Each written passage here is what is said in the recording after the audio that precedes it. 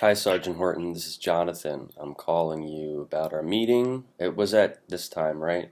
I'm getting the time Yes, time difference mixed up, so I just wanted to make sure. I Um, understand. Where are you at? Out of California? yeah, Yes, it's about 3 hour time difference. yep, yep.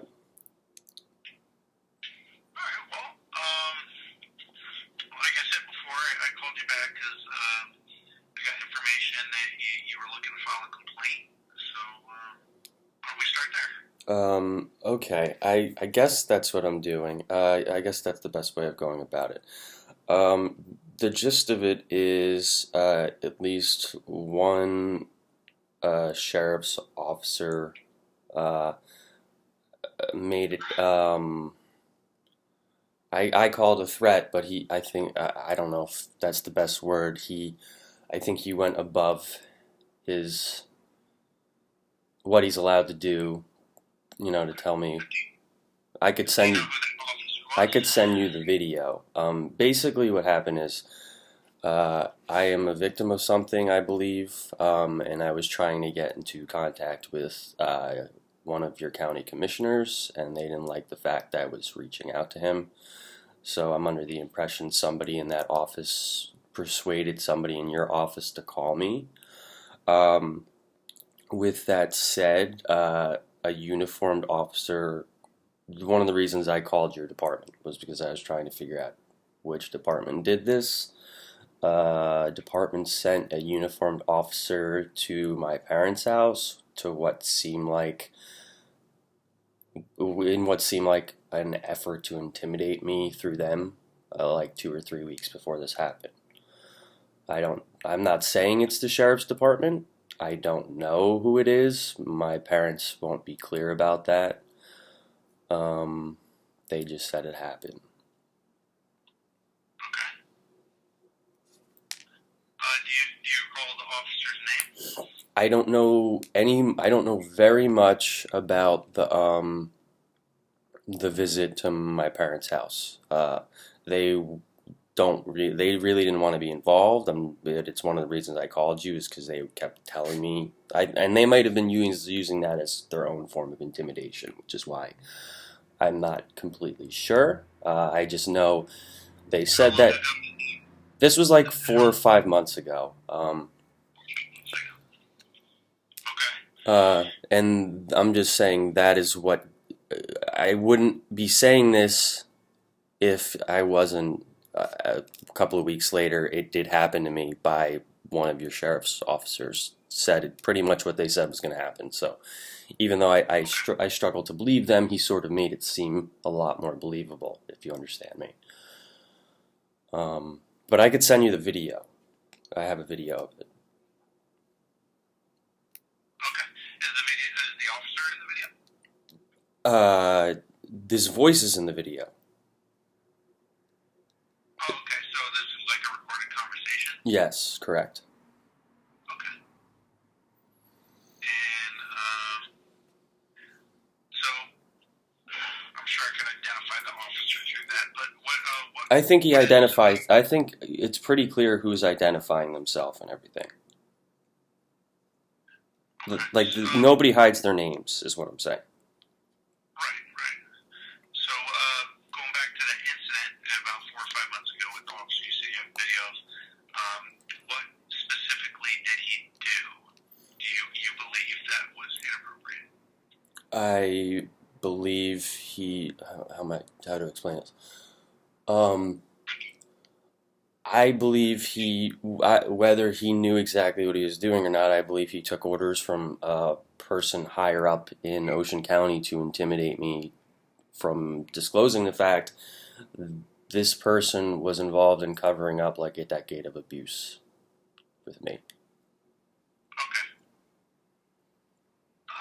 So it sounds like you were communicating someone. I want to say what within the county government. I was communicating with Gary Quinn. I was trying to Okay. communicate with Gary Quinn.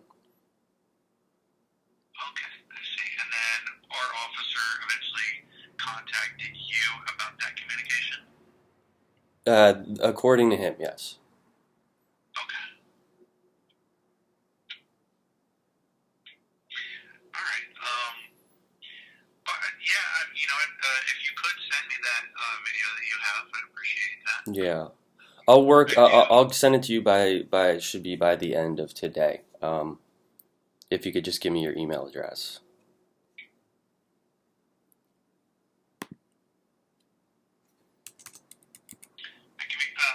Yeah. It's if you have pen and paper, you ready? Gotcha. I'm ready. It's M as in Matthew. Okay. Horton. Okay.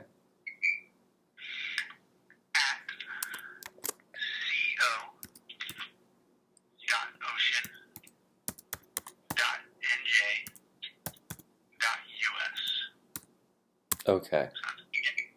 Horton at County of Ocean, New Jersey, U.S. Okay. CO. Got it. So, in that conversation when that officer called you, how did he intimidate you? He told me he was going to have me arrested for asking Gary Quinn questions.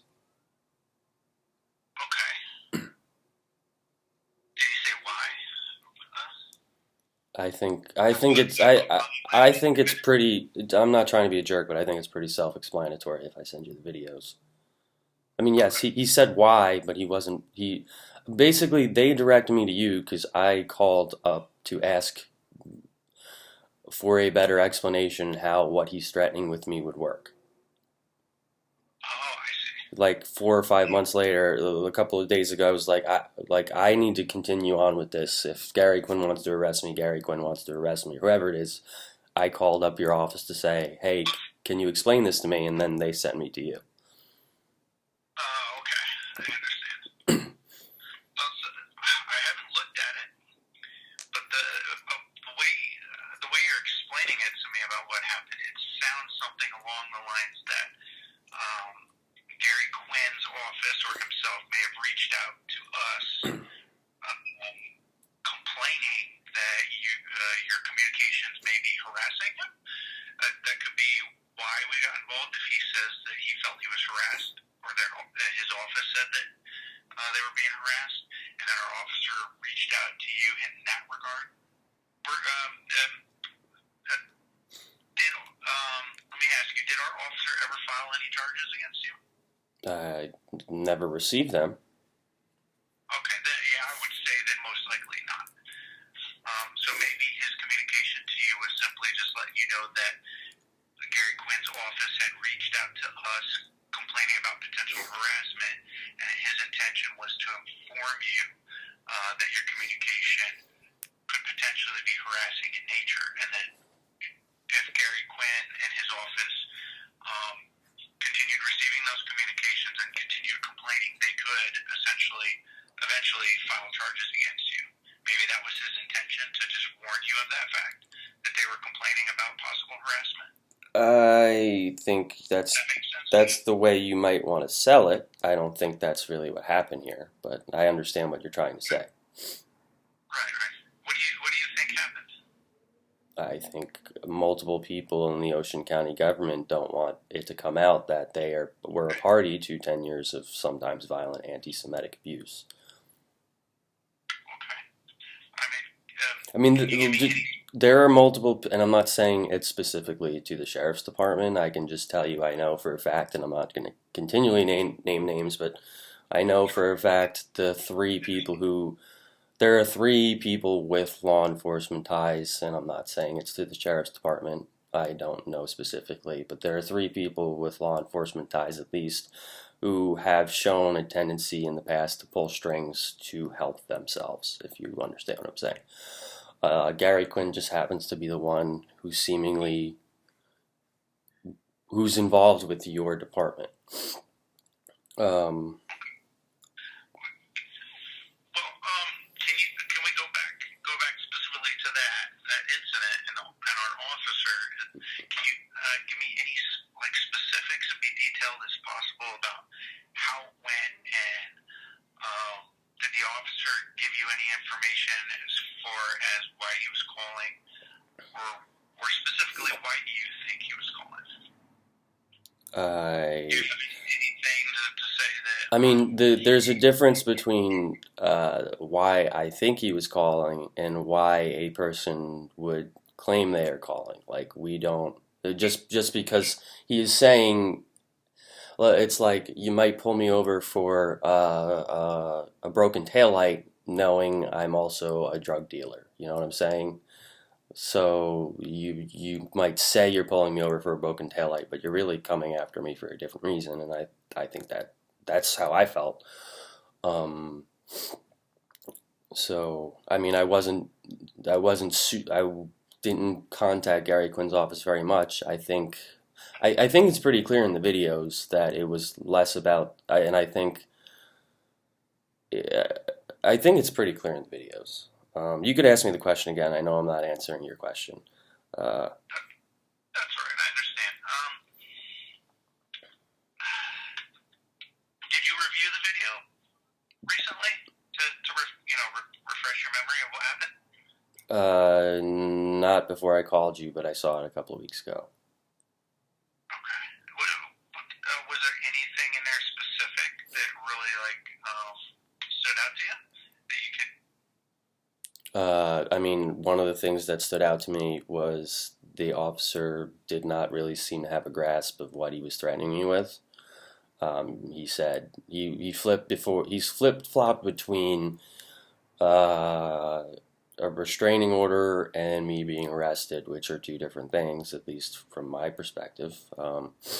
And I recall asking him like, so am I being arrested or am I getting a restraining order? And he wasn't very he didn't really. I'm sorry, what was that? Did he tell you yes or no? He wasn't very. It didn't seem like it seemed like he was hoping his. My impression was he was hoping he didn't need to know the answer to that, and he was hoping his phone call would suffice.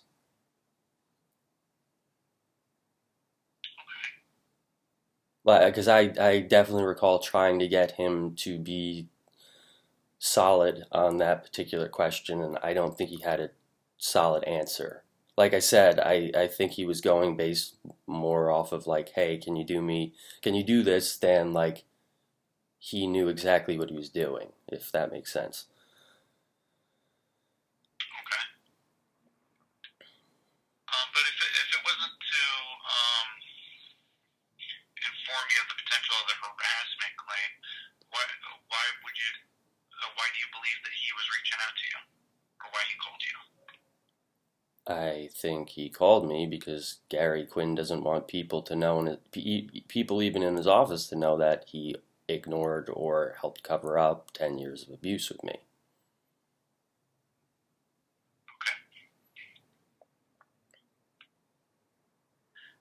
Did the officer ever mention anything about that abuse, or that you're speaking of? He mentioned he read the emails I sent to Gary Quinn, so he knew what I was talking about, and he said there was nothing wrong with what I said, so he had some idea, even if he didn't mention it directly. It was in the emails. Right. So he didn't specifically say anything you said was inappropriate. I think I asked him, and he said nope. I don't know his exact words, but he said there was nothing wrong with the words you said. I think that's exactly what he said, but I could be wrong. But it was along those lines. Nothing that you said was wrong. He might have said how you said them. Huh? Did he say anything about the volume? I understand it sometimes. No. There was nothing he said. It was How many times? if the gist of his argument was like you've contacted Gary Quinn's office 6 or 7 times now over 2 or 3 weeks. Okay. That I mean, and I might not be quoting the exact number, but he said it was the quantity, not the quality, which was not that high of a number either. I'm just saying he was very specific. There was nothing you said that I said that was wrong. Okay. He was very specific about that. Quantity that he was referring to. That's what he stated, yes. Okay. Do you remember how many times that you communicated with them? Like I said, I would guess it was 6 or 7 times over 2 or 3 weeks. Over 2 or 3 And weeks. I think it's pretty clear it wasn't the email, it was that I called them 2 times in like 3 days.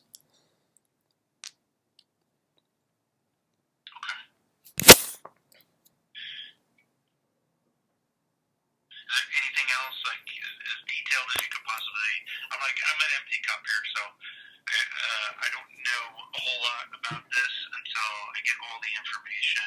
So Mm-hmm. is there anything like you could be really detailed about, like specifically anything the officer said during that conversation with you that was inappropriate or alarming to you? Like I said, I guess the most alarming thing to me in terms of what the officer did himself and not what he was ordered to do, but like in terms of his own conduct was his inability to explain to me whether or not I was going to get arrested or a restraining order against me. Like I said, it seemed like he didn't expect the conversation to go that far, and he thought like him calling me would influence me enough to not even ask him that. Okay. Um, all I can say is I go back to is like it sounds to me like he was just trying to inform you of the potential criminality, and not that he was actually accusing you of the crime at the time. I mean, like I said, I don't think he had any other accomplishment other than to whoever asked him to call me, get me to stop calling them because I was asking them questions they didn't like. Well, sure. Well, anytime anyone contacts a law enforcement agency and complains of, let's just say, possible harassment, that agency is always going to reach out to the accused and say, hey, look, this is what's going on, this is what we got. And depending on what information they got, they may say, but there is a potential for charges if it keeps going on the way it's going. So you're saying a member of the public is not allowed to contact a member of the government, and if the member of the government doesn't like it, they can use the police That's to. not what he said at all. Well, that's what seems like's going on here. I mean, I'm not trying to put words in your mouth, but it sounds like you're trying to put words in my mouth before you even see the video. No, I'm just trying to explain. I mean, I know what the officer said, but I mean, we could also talk about. I mean, the other thing that your sheriff's department is doing is blocking people from making criticisms, or at least it was, of your department. I mean, we could talk about like there's a pretty big issue of all Ocean County across the board trying to cover up, prevent me from talking about the fact that your environment is conducive for covering up abuse. I can understand your concerns about that. My job specifically right now is internal affairs. No, I understand. I just find it hard to believe that. I mean, maybe no laws were broken, but I find it hard to believe if what I think happened and Gary Quinn or somebody else in government. I find it hard to believe the government could ask the government to go about intimidating me in that way or trying to control me in that way. I understand your concern, but my focus is really on what our officer did wrong, if anything. And let me ask you. Just I know this is going to be a tough question. Let's say the head sheriff did something wrong. Who would investigate that? That would most likely go to the prosecutor's office and potentially the attorney general's. That's what I thought. Obviously, someone below the sheriff can investigate his boss. If you get what I mean. I understand. Okay, but when you say prosecutor's office, you mean the Ocean County prosecutor. Sure, that's where I would start. Okay. If I was complaining about, if I was a civilian complaining about the head boss, it would most likely go through the prosecutor's office in the county of the sheriff. Okay. Understood. At that point, that would be the starting point, and then it would go from there, whether they send it out of county to a different prosecutor or they send it to the attorney general's office. But the own department would not. I understand. I got They you. wouldn't have the jurisdiction to investigate their own boss, so to say. Understood. Okay. Well, I think we've kind of made our points to each other. So I still would like to send that stuff to you. So. Okay, absolutely. You can send that to me. But what I need to know is, are we actually filing an internal affairs complaint? I need something specific. You need a legitimate complaint from me, is what you're saying. Right. Okay. For me to actually do an investigation into the officer's actions. Now, without maybe give me an example of what that would be in another matter. So maybe I could help you. For example, we have people that call and accuse our officers of excessive force. Overusing physical force. Okay. Or illegally entering their home. Mm-hmm. Armed service, for example. Okay. All right. Racial or biased complaints, saying the officer made racial slurs. Understood. All right, I'll think about that. And I'll put it in the email if I come up with something. Okay, well, I'll keep your information on hand. I'm going to keep a file anyway. Anytime anybody communicates with us, we keep that information on file, whether or not it goes to a full investigation or not. We still keep it. And we're here for you. This is my job.